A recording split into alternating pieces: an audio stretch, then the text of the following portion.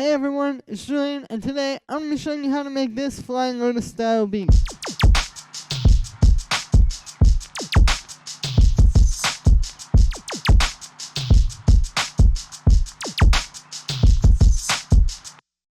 So let's dive in. The first layer I have here is this kick, which sounds like this.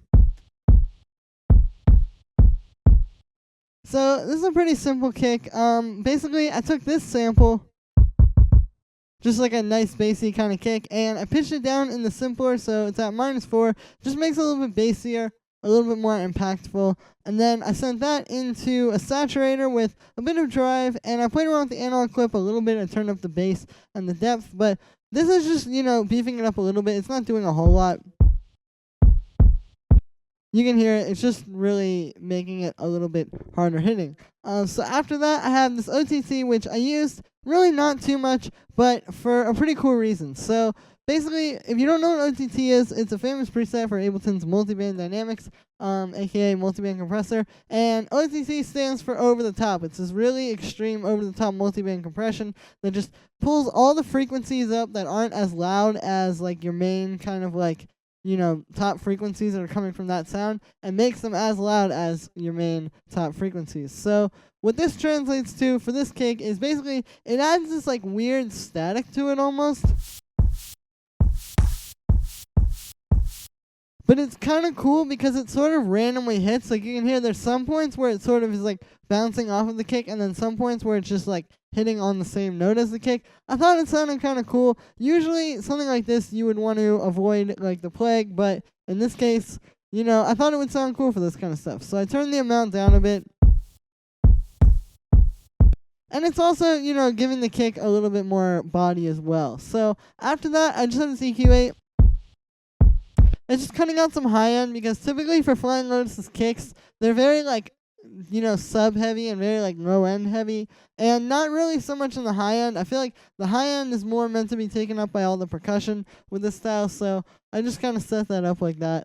And yeah, the next thing we have here are these hi-hats, which sound like this. So the way I made these hi-hats was basically I took 2 layers. I took this hi-hat and just did 1/8 notes, and then I took this shaker and did these 16th notes. Now, basically, what this causes is it creates this cool effect where, honestly, this just sounds like a shaker or some kind of loop of percussion that was played by hand. This sounds very organic, which is interesting. I was honestly kind of surprised when I got this result, but yeah, I mean, it sounds pretty organic, especially in the context of the whole track when you're not just hearing these things. So this is a method I recommend doing. For Flying Lotus's hi-hats, they can be pretty dense, honestly. A lot of times, he'll have multiple layers of a hi-hat and a shaker like I have here, or just all different kinds of cymbals. So it's important to do layering like this. So like I said, I just layered those 2 together. And then I put them into this group where I added a little bit of an EQ8, just cutting out some high end, because with Flying Lotus's hi-hats, sometimes they tend to sound kind of more on the lo-fi end, so I just cut out some of that high end and added that little resonance boost for a little bit of a lo-fi boost, if you will. And then I just have these side chains to the kick. So that's just to sort of, make them pulse a little bit more with the beat. Now, one other thing that I do want to mention here, and I'll mention this and talk about the kick as well in regards to this, but if you'll notice, I used a little bit of track delay on here. So I put some track delay on this hi-hat, and then I put a little bit on the overall group. So if you don't know what track delay is, I'll briefly explain it. It's just basically the same thing as moving your track, the contents of your track, over this way. The only difference is you can just control it with this little fader knob thing over here, as opposed to having to turn off the grid and move stuff in the arrangement, and it would just be a hassle to do it that way. So we do it this way with track delay. So to turn it on, you just press the little D icon down here, and yeah, it gives things a nice groove. If I'll play the kick and the hi-hats and the snare. So here's how it sounds right now. You can hear the hi-hats are a little bit behind the groove, and they're giving it that kind of push-pull sort of effect. But if we turn all of this off, it still has some groove, but it's not quite as powerful.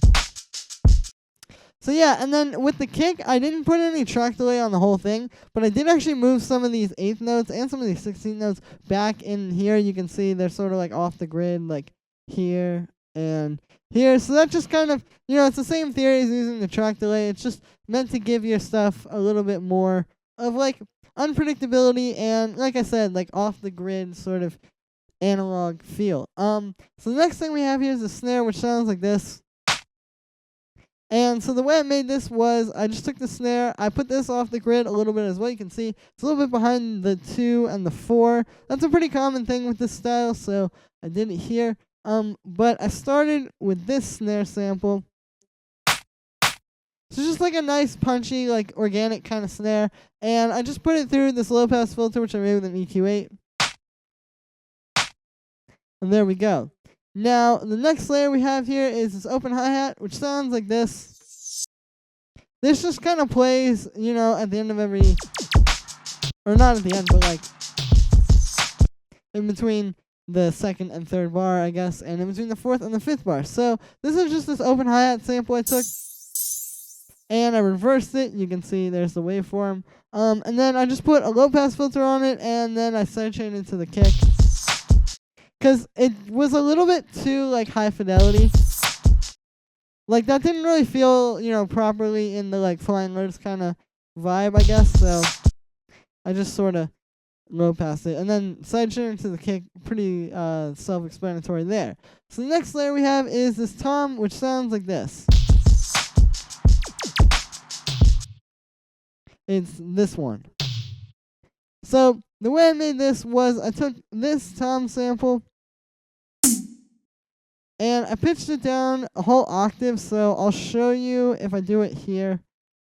So you can hear it gives it like this weird kind of like deep, almost like old and kind of like gross sounding sound. But I thought that was kind of cool. So I took that and I put that into a sampler. I pitched it down in the sampler, actually. I also shaped it a little bit with the envelope, so you can hear, because, like, that tom I played you a second ago when I just pitched the sample down, it was, like, it was a very long sample, but now it's short and a little bit more manageable. So after that, I put it through some OTT just to kind of, like, take it a little bit over the edge. I just wanted to do something drastic that would, like, make it sound really, almost, like, over-compressed, honestly. You can hear without it, it's a little weird. But now it really fits the vibe, so that was why I added that. And then I just put a little track delay on there. I didn't move the notes here to give it swing. I just gave it the swing by using the track delay. So the next thing we have are these little zaps, which are pretty simple. They just sound like this. So these are really nothing too special. I just put these 2 little zap samples into a drum rack, and I made these little patterns. So you can see I sort of like built up the velocities. It's just a nice little added nuance, I think, that really helps to make this just sound a little bit, just like a little bit more interesting. Like, you don't want to just put in MIDI notes all with the same velocity. It would get boring. It doesn't feel real and organic. And then I don't have any processing on those. So the last things I have here are these 2 little noises. They sound like this. So the first one is just some vinyl noise. There's the original sample. I just put it through this sort of like bandpass filter I made with an EQ8, where I'm cutting out the low end and also some of the high end to make it a little bit more lo-fi. And then I just sidechain it to the kick. And then the crowd noise here, same thing pretty much. This is the original sample.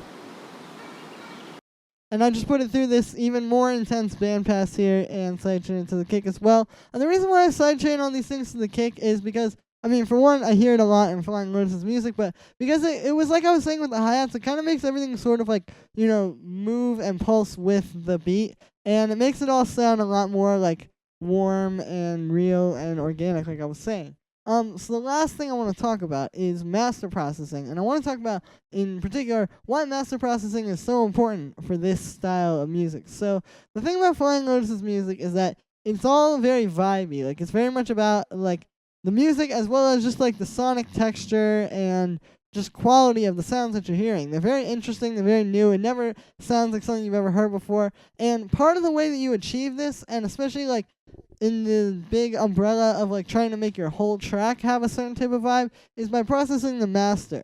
Now, there's a lot of things that you don't want to do when you process the master, but I wanted to talk about, like, just some stuff that you can do that will make it sound a little bit better. And again, will help to, like, make your overall stuff sound, or your overall track sound like it's all sort of in that same kind of, like, dusty, grimy world. So what I did on my master here was I used a saturator pretty heavily, actually, and then I used a tiny bit of glue compression. So the way I use the saturator, I'll show you. So here's with nothing on the master. You can hear, like, it sounds very cold and dry and, like, clean, and it just doesn't have that same vibe that this had. So the way I use the saturator here is I turn the drive up a bit, and I just really wanted to, like, not clip it, but just sort of glue everything together. This has, like, on the low end, you can hear in the kick, it gives it like that nice crunch. And then I played around with the analog clip a little bit to sort of fine tune this. So I set the bass frequency a little bit higher so it would really hit that kick. Like if we turn the bass all the way down, it doesn't really get that nice crunch. But if we turn it back up, there you go. And then I turned the depth up a bit just to make it a little bit more intense. So then I have this glue compressor here. It's really not doing too much. You can see the threshold is very low, and it's not activating very much at all. But I just have it on there to sort of do that last little bit of, like, just polishing, I guess, to the sound and, like, gluing everything together, really. You can hear it really makes that kick, like, duck everything out of the way, and it gives it that really authentic Flying Lotus style sound. So that's going to be it for today, guys. Like I said, you can get the project file and samples from this video in the description for free, so make sure you go check that out. Make sure to like this video as well as subscribe, and check out my social media, which is all on the screen now. Thanks again, everyone, and I will see you tomorrow with another tutorial.